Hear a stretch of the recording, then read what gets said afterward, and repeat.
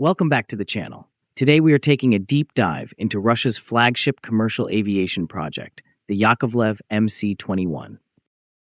We will be covering the recent high-profile visit by President Vladimir Putin to the Irkutsk Aviation Plant, the imminent maiden flight of the first fully import-substituted serial aircraft, details on the brand-new shortened variant, the MC-21-310, and the financial hurdles standing between assembly and delivery. There is a massive amount of crucial context packed into this update, so make sure you watch all the way until the end to get the complete picture.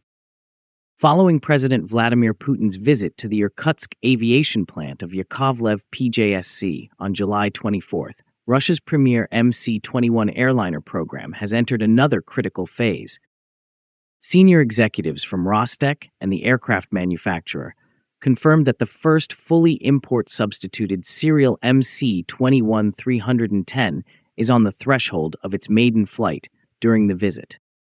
They also disclosed new information regarding production, certification, and the development of a shorter-range MC-21-210 variant. Looking directly at the standout moment of this entire facility tour, the centerpiece of the visit was aircraft MC.0014, registered as number 73-362, the first serial-built MC-21-310, produced entirely in its import-substituted configuration. Andrei Soinov, director of the Irkutsk Aviation Plant, has stated that the aircraft is currently in the final phases of preparation and is expected to conduct its inaugural flight from July 27th to August 2nd. This aircraft is the first production standard airframe to incorporate Russia's domestically produced systems, avionics, composite wing structures, and PD-14 engines, in contrast to the earlier prototype aircraft that were used throughout the certification campaign. Its transition into factory flight testing is a major milestone, as it serves as a transition from prototype development to full-scale serial manufacturing. Soinov also verified that the second serial aircraft, MC.0015, which is intended for Aeroflot, is currently in an advanced stage of completion. It is anticipated that the factory will transition into the flight test preparation phase in August, which will enable it to sustain a continuous testing schedule as certification advances. Turning our attention over to the factory floor itself and how things are scaling up. President Putin was apprised of the current status of serial production at the Irkutsk facility during the visit. Company officials disclosed that 18 MC-21 aircraft are undergoing various stages of assembly at the same time. Currently, 6 aircraft are in the process of final airframe assembly and the installation of onboard systems, while another 6 are in the process of fuselage section assembly and joining operations. The remaining aircraft are distributed across successive manufacturing stages, with 2 additional aircraft currently in aggregate assembly. The figures demonstrate that Yakovlev has continued manufacturing aircraft even before certification is complete. Once regulatory approval is obtained, this method allows engineers to improve production techniques, train the workforce, and prepare the assembly line for increased production rates. The company's long-term goal is to maintain a consistent annual production rate that is sufficient to satisfy the demand of domestic airlines. Okay, look, let's step away from the polished corporate statements for a second. If you strip away the official speeches, building an entire passenger jet using only local parts after relying on global supply lines for years is a massive structural nightmare. They are basically building the plane while learning how to make every single bolt internally at the exact same time. Beyond expanding the physical build capacity, official backing has now centered on a strategic new variant. The shorter MC-21-210 variant was one of the most significant announcements made during the visit. President Putin inquired about the operational range and passenger capacity of the aircraft from company officials. According to Sergei Chemezov, the CEO of Rostec, and Andrei Soinov, The aircraft is expected to have a capacity of approximately 140 passengers and a projected range of at least 5,000 kilometers. Unlike other aircraft families that introduce smaller variants with lower-powered engines, the MC-21-310 will maintain the same PD-14 turbofan engines that are used on the larger MC-21-310. The shortened fuselage reduces structural weight, allowing the aircraft to travel further while maintaining compatibility with the larger version in terms of maintenance, pilot training, and spare parts. Stick around, because up next we are diving into the official development contract details for this new variant, the massive financial funding hurdles raised directly to Putin, and the firm timeline set for full certification. You definitely do not want to miss these upcoming details. Chemezov also disclosed that the state contract for the development of the MC-21-310 has been signed and funding has been officially released. This confirms that the project has progressed from the conceptual stage to active development.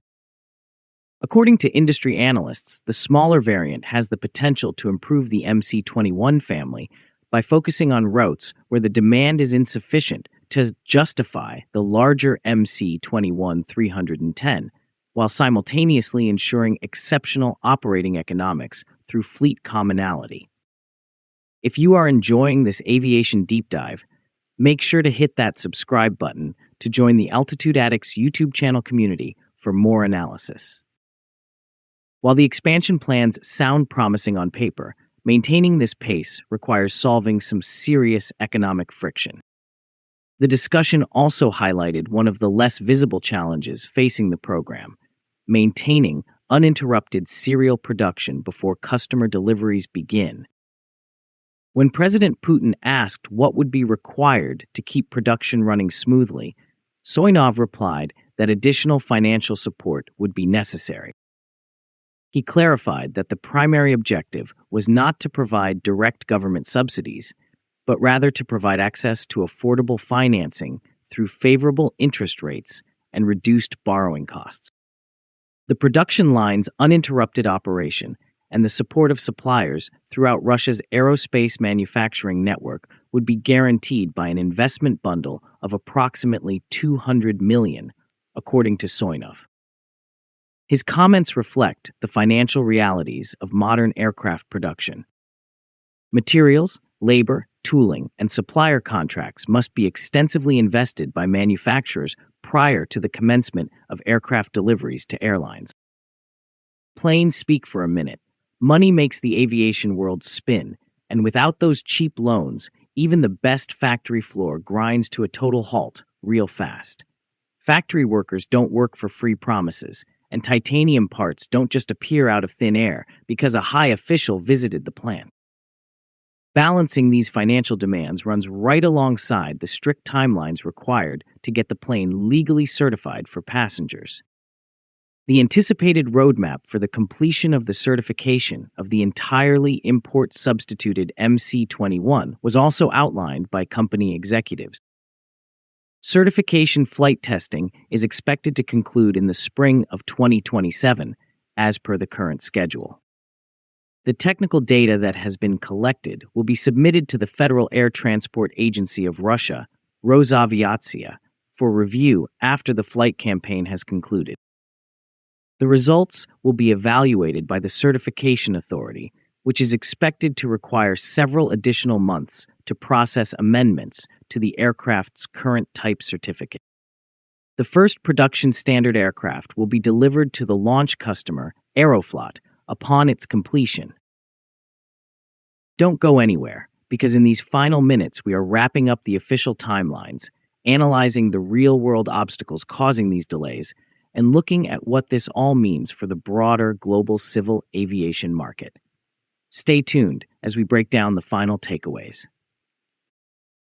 Even though the MC-21 program has encountered delays in recent years, the predominantly cause of these delays has been the substitution of imported components with domestically manufactured alternatives.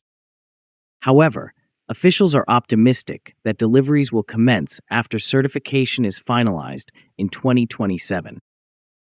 Pulling all these developments together reveals the broader picture for the nation's aerospace strategy.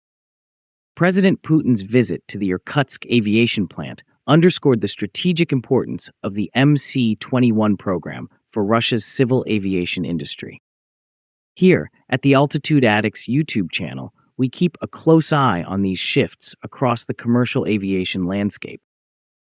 The transition from development to the early stages of commercial production is marked by the imminent first flight of the first entirely import-substituted serial aircraft. Additionally, the increasing number of aircraft on the assembly line indicates confidence in the program's long-term future. At the same time, the official commencement of the MC-21-310 development program signals Russia's intention to broaden the aircraft family to include a major portion of the global single-aisle market. The new variant aims to provide airlines with increased operational flexibility without compromising fleet commonality by integrating a shortened fuselage with the same PD-14 engines and shared systems. The MC-21 is quickly approaching one of its most important milestones in history, as serial production continues to grow and certification is expected for 2027. Government support is also continuing. The speed at which Russia can transition from testing and certification to regular airline deliveries and sustained commercial production will be determined in the months ahead, commencing with the maiden flight of the first serial aircraft. For more detailed updates and deep dives on commercial aviation milestones, make sure to stay tuned right here on the Altitude Addicts YouTube channel. We thank the people who have liked and shared the videos and subscribed to the channel. We also thank the people who have hyped the videos